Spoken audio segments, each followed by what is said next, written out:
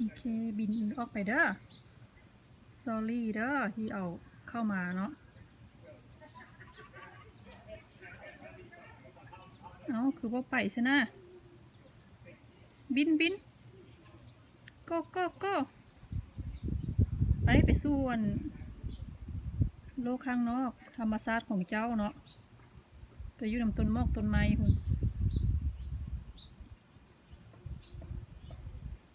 ยังบ่ยอมไปยังใต้อยู่มืออยู่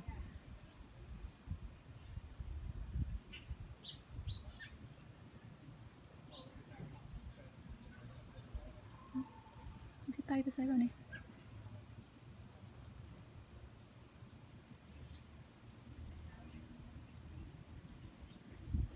นี่ที่ไปแล้วนี่สุดริ้วมือแล้วก็บินแล้วนี่บินได้เลยเอาคือบูบินซะนะ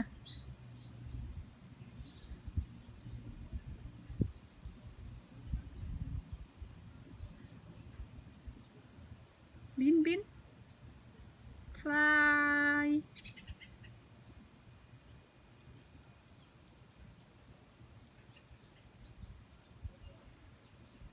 เอาสิใต้กับพื้นมาจังไงวะนี่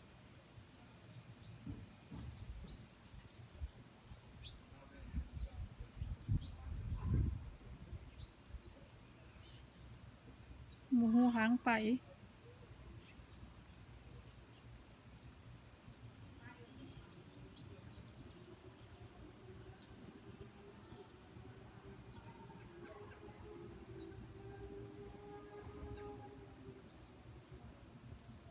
ย่านบ่โอเคฉะนั้นก็จะเอาเจ้าลงไปกองตารางเนาะไปใส่ต้นไม้เนาะตึง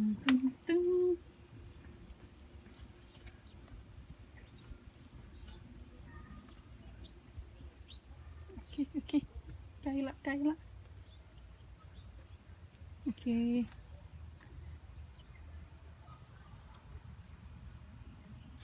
ใส่ต้นนี้ซะต้นซานารีนี่ซะอ่ะนี่เจ้าเห็นบ่ใบไม้นี่เข้าไปนั่นยังบ่ยอมนี่ไต่เข้าไปไหมอ้าว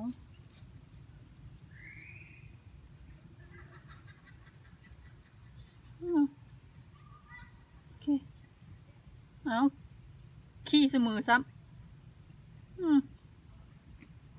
sorry ค่อยมาเก็บผักเจ้าไปนำผักเนาะ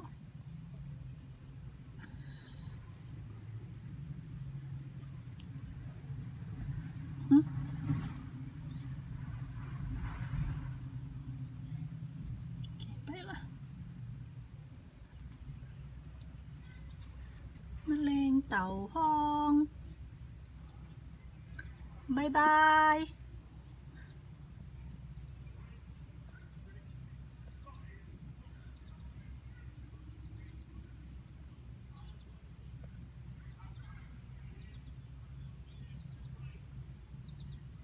บายบายเด้อ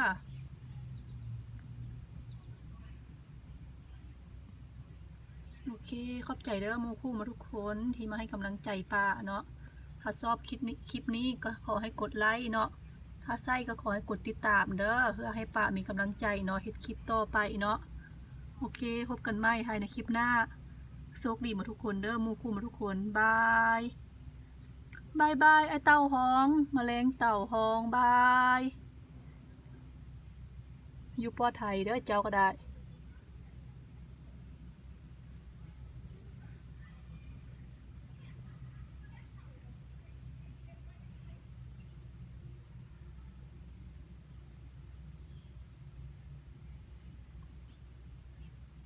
เต่าห้อง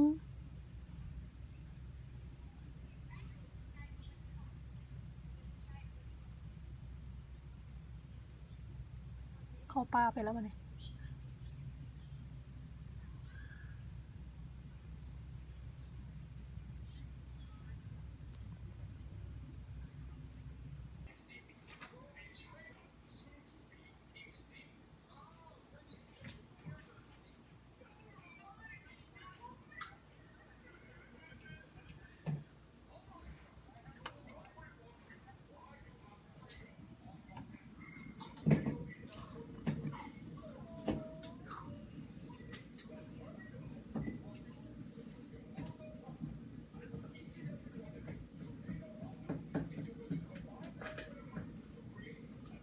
เดี๋ยวเราจะเอาไปปล่อยอยู่ข้างนอกเนาะ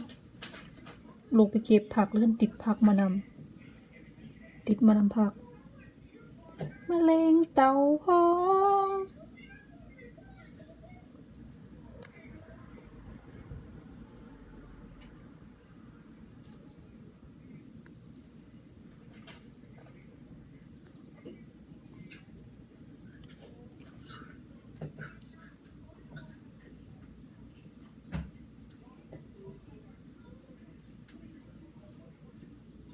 เดี๋ยวจะจับเอาขึ้นไปปล่อยไปนอกปะเดี๋ยวจะค่อยจะเอาเจ้าไปปล่อยไว้นอกขอโทษเด้อที่เอาเจ้าเข้ามาในเฮือนเนาะค่อยบ่เห็นเจ้าเด้